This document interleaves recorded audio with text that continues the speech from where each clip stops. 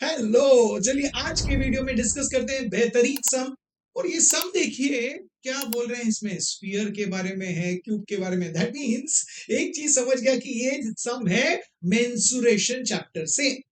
और ये आपके टेक्स्ट बुक का सम नहीं है, सो ये नॉन टेक्सुअल सम है। आप बोलोगे नॉन टेक्सुअल सम, आप तो बहुत कॉन्फिडेंट है। आप कोई भी सम दे दीजिए, हम बहुत ही बेहतरीन तरीके से, बहुत ही अच्छे कॉन्फिडेंस के साथ उसे अटेम्प्ट कर सकते हैं।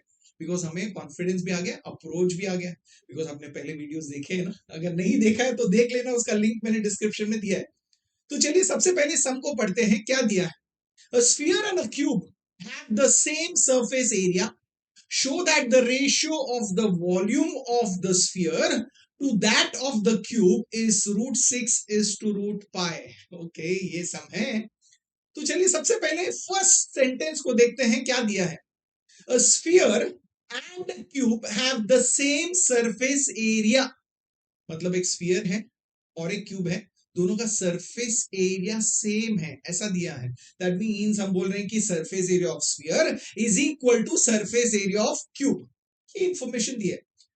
अब आप बोलोगे जब हम सरफेस एरिया ऑफ स्फीयर की बात करते हैं तो स्फीयर में रेडियस होता है, तो उसका सरफेस एरिया हम क्या कैलकुलेट करते हैं, हमें फॉर्मूला पता है। क्या है वो फॉर्मूला? वो है 4πr²। तो हम बोलेंगे 4πr² है is equal to surface area of a cube. Cube में हमारे डायमेंशंस होते हैं एल, राइट। हम साइड को डिनोट करते हैं एल, अगर एल डिनोट करते हैं तो surface area of a cube क्या होता है? It is 6l²। That means हमें पता है, फर्स्ट सेंटेंस जब हम पढ़ते हैं, फर्स्ट स्टेटमेंट पढ़ के हमें ये इंफॉर्मेशन मिला है। ओके, ठीक है, चलिए इंफॉर्मेशन रखते हैं, आगे देखते हैं हमें क्या पूछा है। उन्होंने कहा है show that the ratio means something upon something, कुछ न्यूमरेटर में है, कुछ डिनोमिनेटर में है। अब न्यूमरेटर में क्या है, डिनोमिनेटर में क्या है, ये किसका रेशियो है? चलिए पढ़िए स्टेटमेंट को। Show that the ratio of the volume of the sphere, okay, volume of the sphere, that means ये न्यूमरेटर में आएगा, तो लिखते हैं volume of the sphere to that of the cube. That means to that of the cube means ratio of volume of the sphere to volume of the cube. Okay, that means यहाँ पे दो object जो हम discuss कर रहे हैं वो है स्फीयर और क्यूब। तो volume of the sphere upon volume of the cube, ये जो है इनका रेशियो हमें दिखाना है √6 is to √π। ओके, अब हमने लिख तो दिया volume of sphere upon volume of cube. तो आप बोलोगे वॉल्यूम ऑफ अ स्फीयर का फॉर्मूला क्या है? हमें पता है इट इज 4/3πr³। लिख लीजिए। अपॉन वॉल्यूम ऑफ क्यूब है, क्यूब का साइड हम एल लेते हैं तो उसका क्यूब होता है एल क्यूब। क्यूब का यहाँ पे करेक्शन है, क्यूब का साइड हम एल लेते हैं तो उसका वॉल्यूम होता है एल क्यूब। ओके, तो ये तो हमने लिख दिया। अभी इसे सॉल्व करके देखते हैं, हमें लाना है √6 is to √π। चलिए इसे पहले सिंप्लीफाई कर लेते हैं। आप बोलो क्या फ्रैक्शन है? फ्रैक्शन में ऑलरेडी न्यूमरेटर में एक फ्रैक्शन है, और मैंने आपसे हमेशा कहा है फ्रैक्शन में जैसे ही और एक फ्रैक्शन आ जाता है तो आप न्यूमरेटर और डिनोमिनेटर को हॉरिजॉन्टल फॉर्म में लिखिए। मतलब न्यूमरेटर लिखिए, तो हम न्यूमरेटर लिखेंगे दैट इज 4/3πr³। उसके बगल में ये अपॉन नहीं, उसके पे लिखोगे डिविजन साइन, और उसके बगल में लिखोगे डिनोमिनेटर जो है l³। ये हो गया हॉरिजॉन्टल फॉर्म में। इससे इजी हो जाता है सॉल्व करना। ओके, तो चलिए लिख देते। तो आप बोलोगे फर्स्ट टर्म जो न्यूमरेटर है वो तो ऐसे ही रहेगा, डिवीजन है उसे हम मल्टीप्लीकेशन में करेंगे तो सेकेंड टर्म का रेसिप्रोकल आ जाएगा। मतलब l³ का रेसिप्रोकल क्या होगा? आप लिखोगे 1/l³। ओके, अब क्या कोई कैंसिलेशन यहाँ पे पॉसिबल है? नहीं है। तो न्यूमरेटर न्यूमरेटर मल्टीप्लाई कीजिए, डिनोमिनेटर डिनोमिनेटर मल्टीप्लाई कीजिए। तो न्यूमरेटर न्यूमरेटर न्यूमरेटर में क्या है? 4πr³ इंटू 1, तो क्या आएगा? 4πr³। Very good. Upon denominator में क्या है? 3l³। लिख लीजिए। अब हमें ये मिला है, उन्होंने कहा है कि volume of sphere upon volume of cube, इसे सॉल्व करके हमें √6 is to √π लाना है। बट आप बोलोगे हमें तो ये मिला है, बट हमें √6 is to √π लाना है। ओके, इसका मतलब हमें इसे सिंप्लीफाई करना होगा आगे। चलिए, अब इसे सिंप्लीफाई करना है तभी आप बोलोगे हमें r³ और l³ की जरूरत तो नहीं है, बिकॉज जो हमें फाइनल आंसर चाहिए रेशियो में, डू वी वांट, क्या हमें r³ और l³ की जरूरत है? नहीं है। मतलब उसे हटाना होगा। उसे हटाना होगा मतलब क्या? उसे हम जस्ट इरेज कर देंगे? नहीं, हमें उसका वैल्यू ढूंढना होगा। बट वैल्यू कहां से ढूंढेंगे? अब वो वैल्यू ढूंढने के लिए जाहिर सी बात है जो हमें गिवन में दिया है, गिवन में सिर्फ एक ही इंफॉर्मेशन था, ये इंफॉर्मेशन। ओके, यहाँ पे हमें r cube upon L cube ये नहीं चाहिए, ये हटाना है, तो उसका वैल्यू ढूंढ r cube upon L cube. But आप बोलोगे जो गिवन इंफॉर्मेशन है उसमें आर स्क्वायर है और एल स्क्वायर है, तो हम r square upon L square के बारे में सोच सकते हैं। ओके, सोच सकते हैं, ठीक है। तो एक काम करते हैं, इससे पहले सिंप्लीफाई कर लेते हैं। सो हम लिखते हैं 4 पाई अपॉन 3, मैं अलग से लिख रहा हूं। ओके, ये जो r cube upon L cube है, ध्यान दीजिए मैं इसे कैसे लिख रहा हूं, ध्यान देना क्यों लिख रहे हैं। अब भी हमने डिस्कस किया, हमें are square upon L square मिल सकता है यहां से, तो हम क्या करेंगे, इसको R cube upon L cube को लिखेंगे R square upon L square. देखिए आर क्यूब को मैं लिख रहा हूं R square into R, right ना।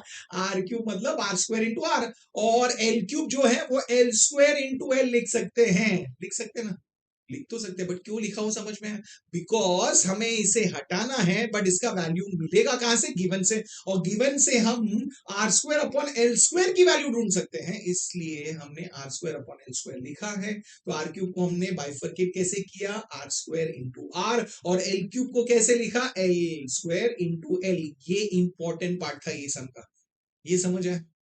समझना जरूरी ये है कि हमने क्यों किया, ये समझिए, मैंने कहा इसलिए मत लिखिए। ओके, अब आप बोलोगे r square upon L square की वैल्यू, हमें इसकी वैल्यू जरूरत है, ये वैल्यू मिलेगा कहां से।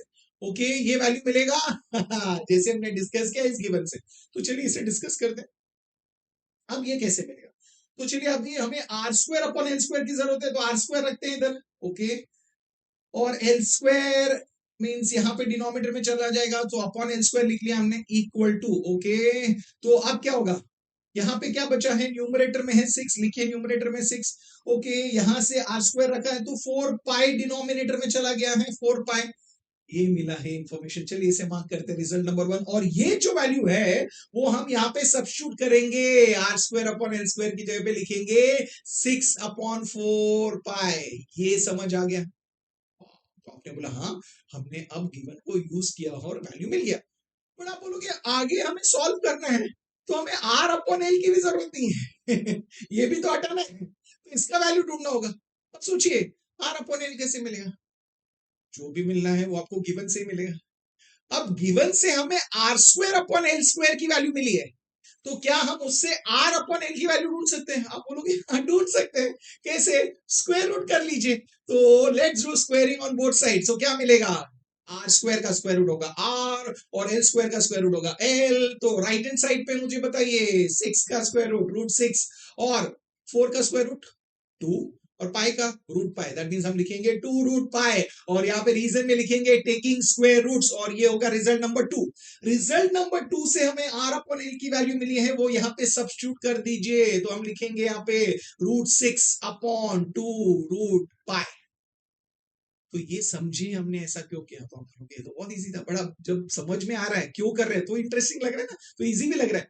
अब चलिए इसे सॉल्व करते हैं, कुछ कैंसिलेशन होगा होगा, हाँ बोलोगे 4 पाई और 4 पाई कैंसिल होगा ना वेरी गुड, तो कैंसिल कर लीजिए, वेरी गुड।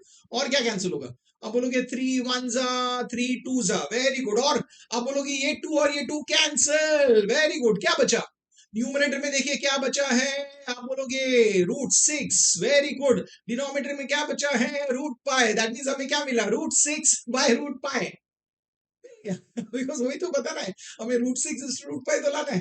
दैट मींस हमें यही प्रूव करना था that volume of sphere is to volume of cube is √6 जो हमने कर दिया। अब बताइए इजी था कि नहीं, बहुत ही इजी था, बहुत ही सिंपल लगा है ना। बट ये इंपॉर्टेंट चीज ये है कि हमें ये समझना जरूरी है, ये स्टेप जो है, हमने यहाँ पे r cube upon L cube को ऐसे क्यों लिखा, वो समझ आ गया, वो इंपॉर्टेंट था। और अगर वो इंपॉर्टेंट है, वो अगर आपको समझ गया है, मतलब आप सब इजीली कर सकते हो। अब कॉन्फिडेंस आ रहा है ना, आपको कॉन्फिडेंस आया, आपके जो बेस्ट फ्रेंड्स हैं स्कूल में और बाहर, उनको भी तो कॉन्फिडेंस आना चाहिए, तो उनके साथ इस वीडियो को शेयर कीजिए। आपको तो पसंद आया होगा तो वीडियो को लाइक कीजिए, और चैनल को अगर सब्सक्राइब नहीं किया है तो अभी के अभी कर लीजिए, और मैं आपको मिलूंगा और एक बेहतरीन सम के साथ नेक्स्ट वीडियो में। तब तक के लिए keep learning, keep smiling and keep sharing.